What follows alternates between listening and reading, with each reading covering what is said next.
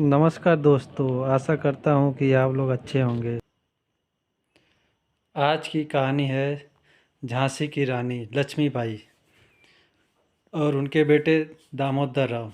झांसी के अंतिम संघर्ष में महारानी की पीठ पर बंधा उनका बेटा दामोदर राव, असली नाम आनंद राव, सबको याद है। रानी की चिता जल जाने के बाद उस बेटे का क्या हुआ? वो कोई कहानी का किरदार भर नहीं था। 1857 के विद्रोह की सबसे महत्वपूर्ण कहानी को जीने वाला राजकुमार था, जिसने उसी गुलाम भारत में ज़िंदगी काटी, जहाँ उसे भुलाकर उसकी माँ के नाम की कस्में खाई जा रही थी। अंग्रेज़ों ने दामोदर राव को कभी झांसी का वारिस नहीं माना था, सो उसे सरकारी दस्तावेज़ों में कोई जगह नहीं मिली। ज़्यादातर हिंदुस्तानियों ने सुभद्रा कुमारी चौहान के कुछ सही कुछ गलत आलंकारिक वर्णन को ही इतिहास मानकर इतिश्री कर ली। 1959 में छपी Y.N. केलकर की मराठी किताब इतिहास साच सहली, इतिहास की सैर में दामोदर राव का इकलौता वर्णन छपा। महारानी की मृत्यु के बाद दामोदर राव ने एक तरह से अभिशप्त जीवन जिया। उनकी इस बदहाली के जिम्मेदार सिर्फ फिरंगी ही नहीं, हिंदुस्तान के लोग भी बराबरी से थे।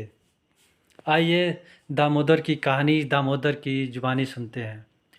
15 नवंबर 1849 को नेवलकर राज परिवार की एक शाखा में मैं पैदा हुआ। ज्योतिषी ने बताया कि मेरे कुंडली में राजयोग है और मैं राजा बनूंगा। ये बात मेरी ज़िंदगी में सबसे दुर्भाग्यपूर्ण ढंग से सच हुई। 3 साल की उम्र में महाराज ने मुझे गोद लिया। गोद लेने की औपचारिक स्वीकृति आने से पहले ही पिताजी नहीं रहे। माँ साहेब महारानी लक्ष्मीबाई ने कलकत्ता में लॉर्ड डलहौजी को संदेश भेजा कि मुझे वारिस मान लिया जाए, मगर ऐसा नहीं हुआ। डलहौजी ने आदेश दिया कि झांसी को ब्रिटिश राज में मिला लिया जाएगा। माँ साहेब को 5,000 सालाना पेंशन दी जाएगी। इसके साथ ही महाराज की सारी संपत्ति भी माँ साहेब के पास रहेगी। माँ साहेब के बाद मेरा पूरा हक उनके खजाने पर होगा, मगर मुझे झांसी का राज नहीं मिलेगा। इसके अलावा अंग्रेज़ों के खजाने में पिताजी के 7 लाख रुपए भी जमा थे। फिरंगियों ने कहा कि मेरे बालिग होने पर वो पैसा मुझे दे दिया जाएगा। माँ साहेब को ग्वालियर की लड़ाई में शहादत मिली। मेरे सेवकों रामचंद्र राव देशमुख और काशीबाई और बाकी लोगों ने बाद में मुझे बताया कि माँ ने मुझे पूरी लड़ाई में अपनी पीठ पर बैठा रखा था। मुझे खुद ये ठीक से याद नहीं।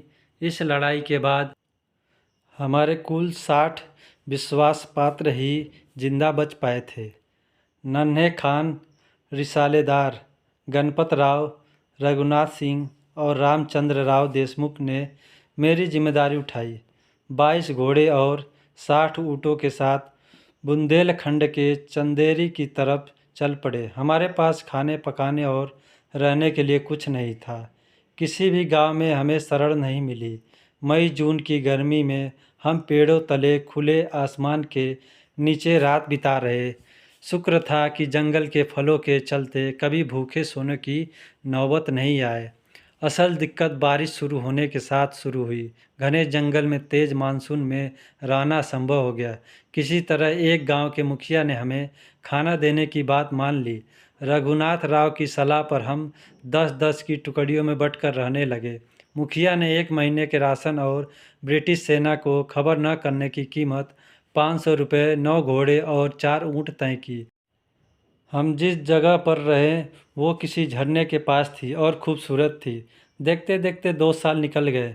ग्वालियर छोड़ते समय हमारे पास 60,000 रुपये थे, जो अब पूरी तरह खत्म हो गए थे।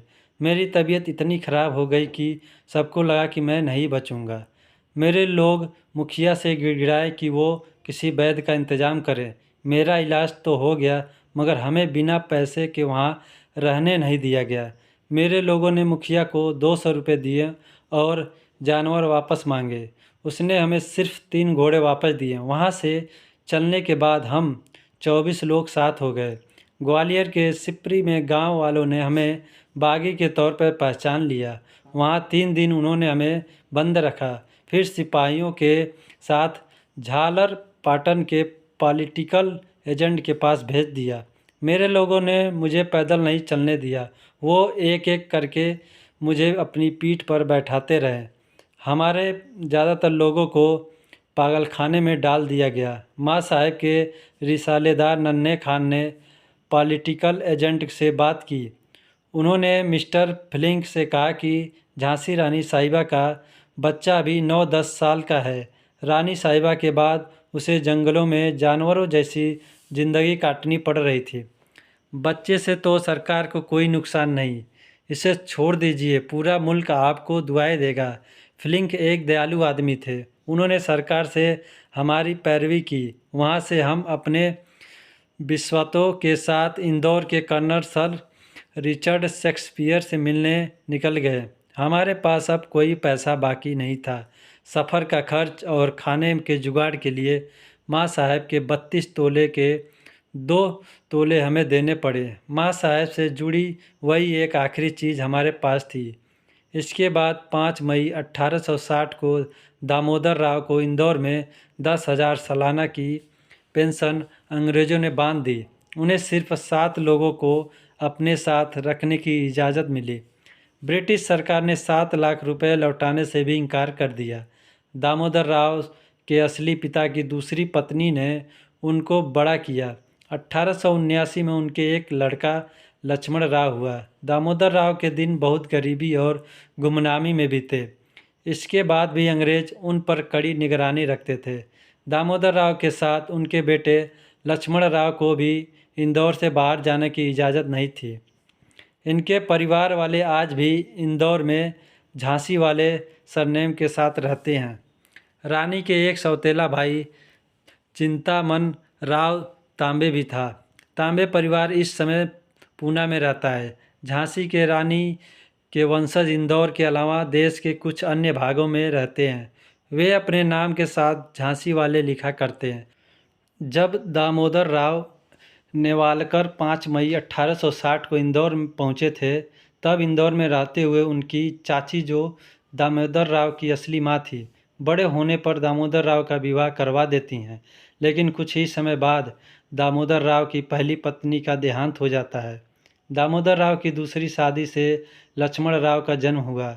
दामोदर राव का उदासीन तथा कठिनाई भरा जीवन 28 मई 1906 को इंदौर में समाप्त हो गया। अगली पीढ़ी में लक्ष्मण राव के बेटे कृष्ण राव और चंद्रकांत राव हुए।